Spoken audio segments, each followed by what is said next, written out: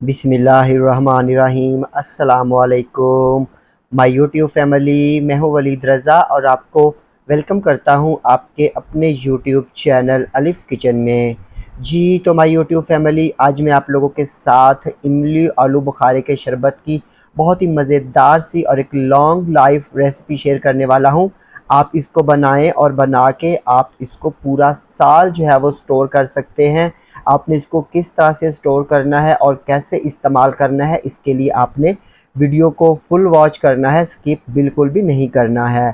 तो जितनी गर्मी पड़ रही है उसके लिए इमली आलू बुखारे का शरबत बनाएं, ऑर्गेनिक नेचुरल चीज़ों से बनाएं और अपने बच्चों को, अपने प्यारों को गर्मी की शिद्दत से बचाएं। तो आइए चलते हैं और जल्दी से फिर इमली आलू बुखारे का शरबत बनाना शुरू करते हैं।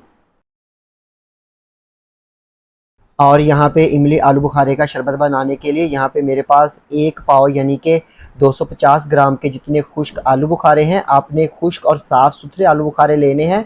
वो जो काले ब्लैक कलर के आलू बुखारे होते हैं वो आपने इस्तेमाल नहीं करने हैं। और यहाँ पे सबसे पहले हमने इनको पानी डालकर इनको भिगो के रख देना है। तो यहाँ पे एक पाव में कम से कम 750 ml यानी कि 3 पाव के जितना हमने पानी शामिल कर देना है और इसको हमने साइड पे रख देना है। और इसके साथ ही दूसरे बॉल में मैंने 250 ग्राम के जितनी ही इमली ले ली है और इमली में भी मैंने 750 ml यानी कि 3 पाव के जितना पानी शामिल करना है और इसको अच्छी तरह से मिक्स करके इन दोनों चीज़ों को हमने कम से कम 3 से 4 घंटे या ओवरनाइट पानी में भिगो के सोक करके रख देना है। तो यहाँ पे अभी हम इनको रख देते हैं और आपसे मिलते हैं फिर 4 घंटों के बाद।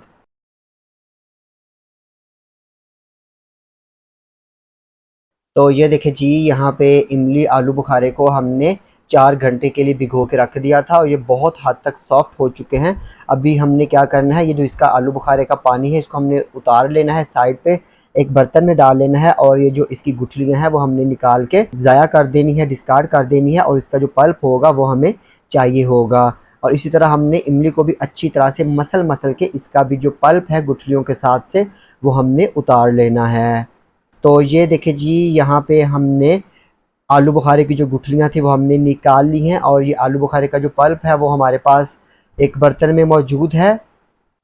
और यहाँ पे अभी हम एक छलनी लेंगे और ये जो इमली हमने भिगो के रखी थी इसको हमने छान लेना है ताकि जितना भी इसका खट्टा पानी है, पल्प है, वो नीचे बॉल में शिफ्ट हो जाए और जो गुठलियाँ हैं वो ऊपर ही रह जाएं। तो अगर आप चैनल पे नए हैं तो जल्दी से चैनल को सब्सक्राइब कर लीजिए और बेल आइकन को प्रेस करना मत भूलिएगा ताकि हमारी जितनी भी लेटेस्ट रेसिपीज़ हैं वो सबसे पहले आपको देखने को मिले।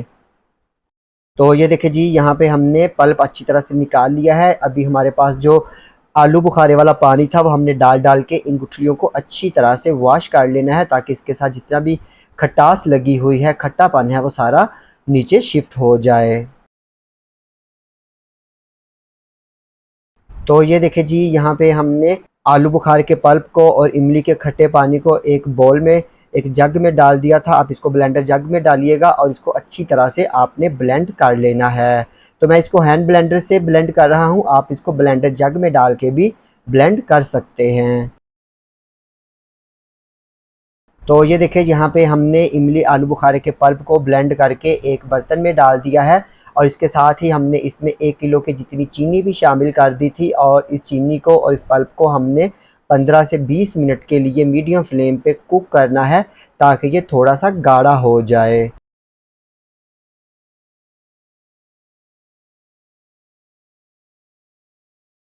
तो ये देखिए जी, यहाँ पे इमली आलू बुखारे का शरबत बनाने के लिए उसकी जो बेस है उसको हम 20 मिनट से कुक कर रहे हैं और यहाँ पे अभी हम इसमें शामिल करेंगे 1/4 चाय के चम्मच के जितनी टाटरी यानी कि सिट्रिक एसिड। ये इसको क्या करेगी, जमने नहीं देगी। अगर हम इसको फ्रिज में भी रखेंगे तो इसको क्रिस्टलाइज नहीं होने देगी। तो एक बात मैं आपको बताता चलूँ, हमारे घर में ये शरबत 2 से 3 दिनों में ही ख़त्म हो जाता है। लेकिन अगर आपने इसको स्टोर करना है तो आपने इसको इस स्टेज पे इस शरबत में आधी चाय के चम्मच के जितना सोडियम बेंजोएट शामिल कर देना है। सोडियम बेंजोएट एक फूड प्रिजर्वेटिव है जो कि इसको ख़राब नहीं होने देता और इसको ख़राब होने से बचाता है। इसी स्टेज पे डाल के हमने इसको मज़ीद 3 मिनट के लिए कुक कर लेना है और फिर हमने इसकी फ्लेम बंद कर देनी है।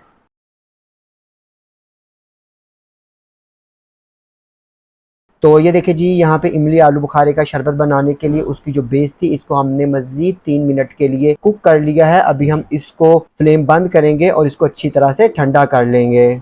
तो ये देखिए जी, यहाँ पे इमली आलू बुखारे की जो बेस हमने बना के रखी थी उसको हमने एक बॉटल में डाल दिया है और इसको आप जो है वो स्टोर कर सकते हैं, फ्रिज में रखें, फ्रिज के बाहर रखें, ये ख़राब नहीं होगा।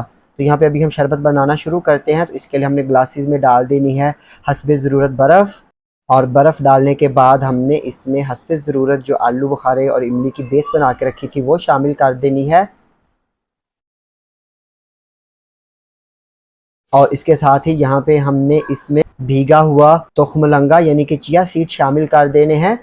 और इसके साथ ही यहाँ पे हमने इसमें भीगी हुए गूंद कतीरा वो शामिल कर देना है। ये दोनों चीज़ें सेहत के लिए बहुत ही ज़्यादा मुफीद होती हैं।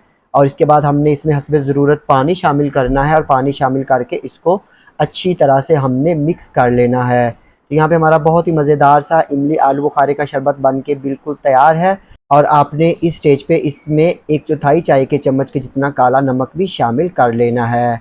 तो मैं उम्मीद करता हूँ कि आपको मेरी आज की ये इमली आलू बुखारे के शरबत की रेसिपी यकीनन पसंद आई होगी।